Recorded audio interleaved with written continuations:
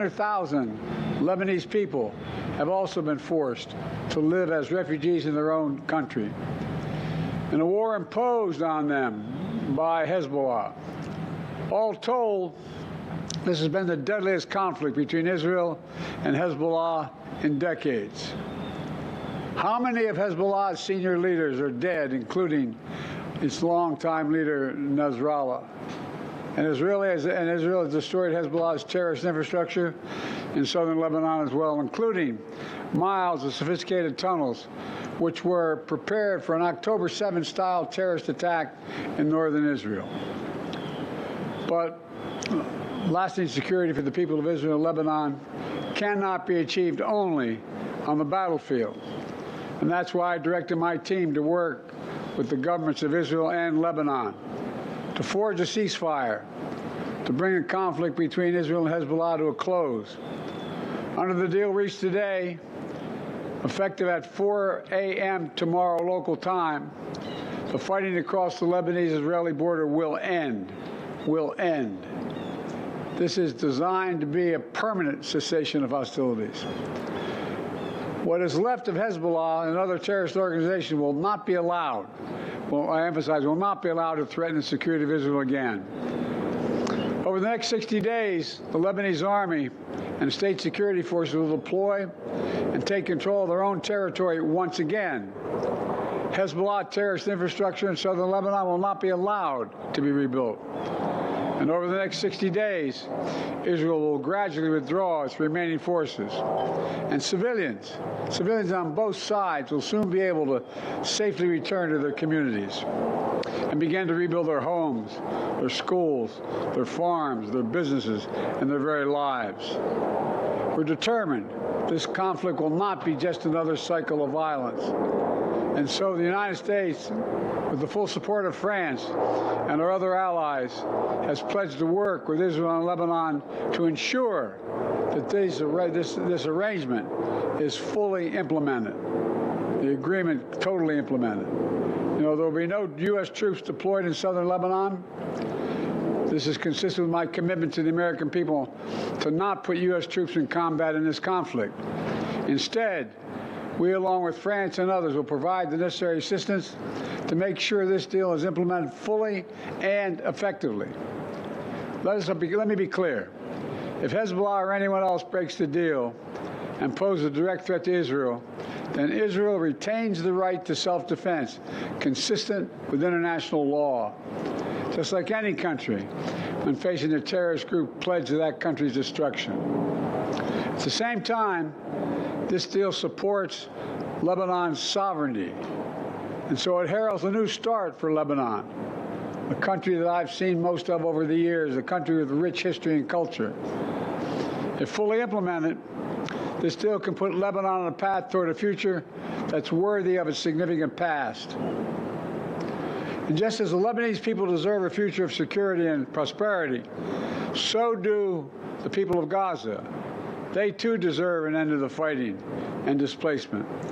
The people of Gaza have been through hell. Their world's absolutely shattered. Far too many civilians in Gaza have suffered, far too much. And Hamas has refused for months and months to negotiate a good faith ceasefire and a hostage deal. And so now Hamas has a choice to make. Their only way out is to release the hostages, including American citizens, which they hold. And in the process, bring an end to the fighting, which would make possible a surge of humanitarian relief.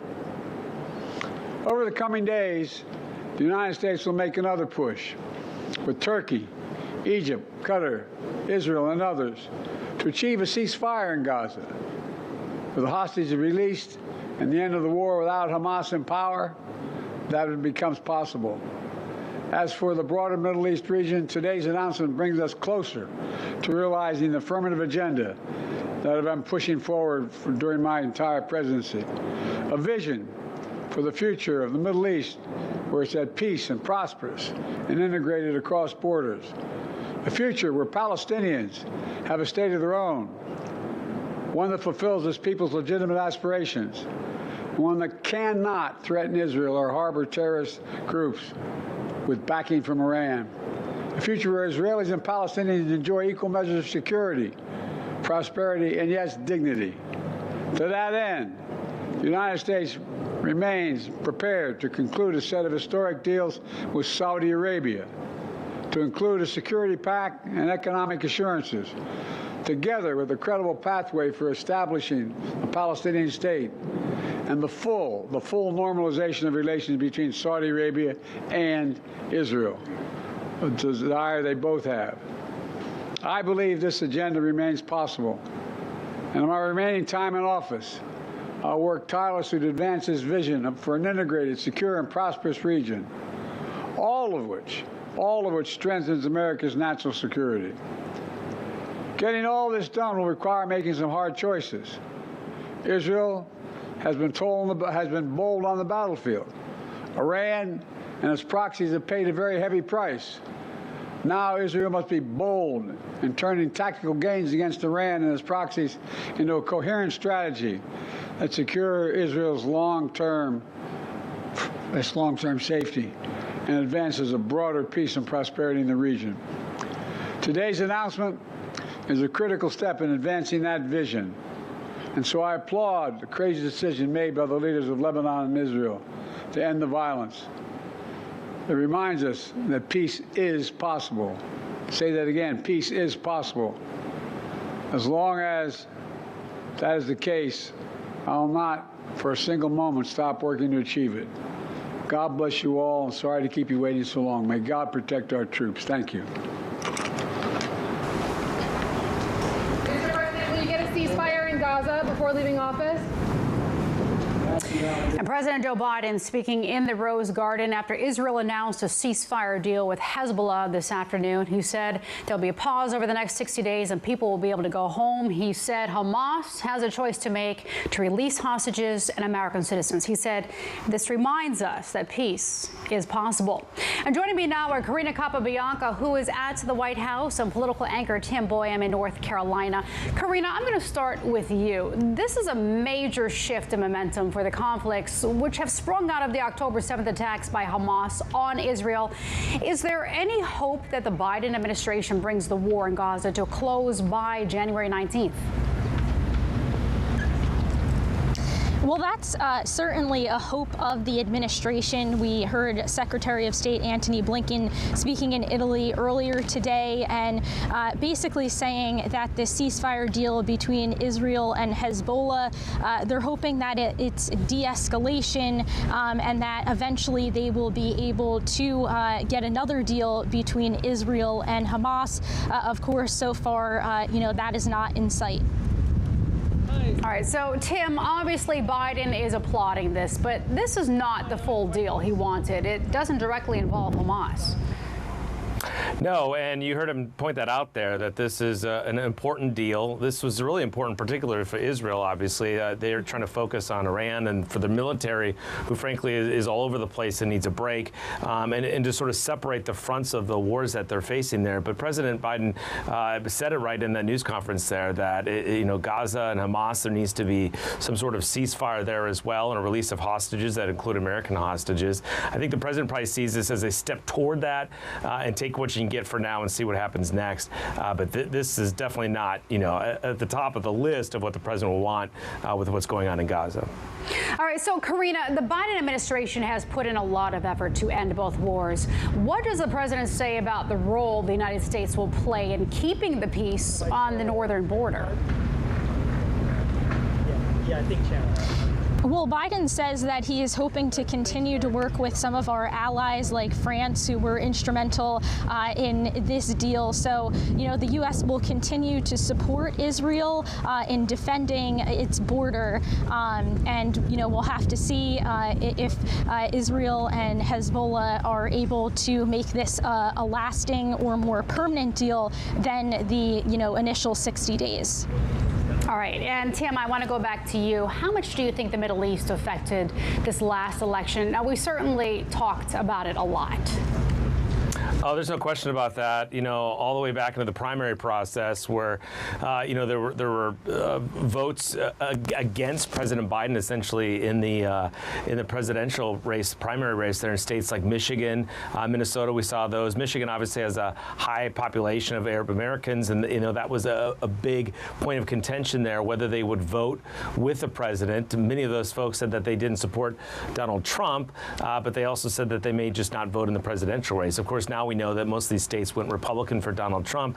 Whether that played a role in that, I'm sure it played a small role. But the fact that we saw so many of these states go to Donald Trump overall, well outside of those regions, I think the economy across the country probably played a much larger role than this issue going on in the Middle East. But there's no question that if it was particularly a close race, that we could have looked back on it and think that maybe that was possibly the case. But as you mentioned, it was something we have talked about, endlessly this year. It's an important issue for not only the president and what happens moving forward, but also Americans in places that we talked about, like Michigan and Dearborn in particular. Tim, I want to expand on that a little bit. There is a new president coming in, Donald Trump, and the prime minister seems very pleased about that. But Trump has said that he wants this war with Hamas done, and he also has shown signs that he wants a comprehensive peace deal. Many Israelis have long been skeptical that is even possible. What are your thoughts on that? Yeah, I mean, that's one of the big factors coming into this. We're not quite sure what happens here, and we see this deal being made, right before the transition to a new president here in this country. But, the long-term deals have eluded the world for some time in the Middle East. We saw this through the first Trump presidency as well. And so, I think people are probably right to be skeptical that a Donald Trump, or frankly anybody, could just come in and magically get a deal that would stop all of this. Donald Trump has said that none of this would happen in the first place if he was president. So we'll see if he can make a difference when he comes in. I think the world would obviously like to see, a more calm situation in the Middle East for a multitude of reasons. But I think that skepticism is probably right, because we just have not seen that in the past through his first presidency and through Biden presidency. And now we'll see what happens in a second Trump presidency. Yeah, we will see. And Karina, now Israel has said that eradicating Hamas was the goal of that war. Hezbollah is deeply interwoven in Lebanese society. Is ending that group a goal of Israel? What are your thoughts on that? Have you heard? Yeah, I think, certainly Israel is, of course, trying to defend itself. And, if Hezbollah is contributing to helping Hamas, then that is certainly something that they're, trying to fight. All right, Karina Capabianca and Tim Boehm, thank you both so much. I'm Sharon Tazwell. More news right now on Spectrum News. We have a new warning about bird flu to tell you about today. Health officials in California say that the virus has turned up in a batch of raw milk. The milk was produced by Raw Farm LLC, that's of Fresno County. No illnesses have been reported, but consumers are warned not to drink it. The farm has recalled quart and half-gallon raw milk sizes.